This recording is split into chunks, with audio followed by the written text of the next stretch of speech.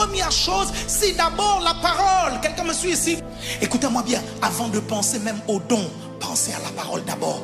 Avant de penser au talent, pensez à la parole d'abord. Avant de penser même aux capacités, pensez à la parole. Parce que je vous garantis que la parole va déclencher le don. La parole va déclencher le talent. La parole va sortir la compétence. Quelqu'un me suit ici? La parole a le pouvoir même de vous qualifier. C'est pour ça que la première chose, c'est d'abord la parole. Quelqu'un me suit ici? Et le commencement de votre vie chrétienne a été la parole. Vous avez écouté la parole et la parole vous a transformé. Le commencement de votre vie chrétienne n'a pas été les dons. Quelqu'un me suit ici? Vous avez peut-être vu les dons, mais la Bible ne dit pas qu'on se convertit par les dons et les miracles. On se convertit par le moyen de la foi. Or, la foi vient de ce qu'on entend, et ce qu'on entend vient de la parole de Dieu.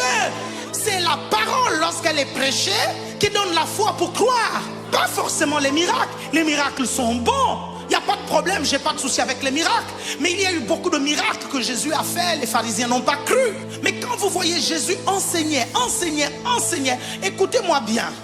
Le fait de voir des miracles n'a pas plus de puissance que le fait d'écouter la parole. Smith Wigglesworth disait, je ne connais rien de plus grand que la parole de Dieu, mon Dieu.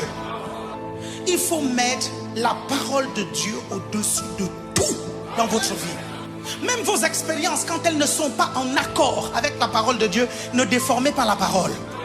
Parce qu'on voit beaucoup de gens, leurs expériences sont différentes de la parole et ils inventent des doctrines. Non, Jésus ne guérit pas parce qu'un jour, j'étais malade, j'ai prié et je n'ai pas été guéri. J'ai vu des frères prier pour une sœur, elle n'a pas été guérie. J'ai vu beaucoup de chrétiens autour de moi malades. Donc moi, je pense que quand la Bible parle de Jésus qui guérissait, c'était à l'époque de Jésus. Tu es en train de déformer la parole selon tes expériences. Et tu as tort, parce que si tu prends la parole pour l'appliquer dans tes expériences vont changer. Mais si tu prends tes expériences pour déformer la parole, tu seras déformé. La parole d'abord.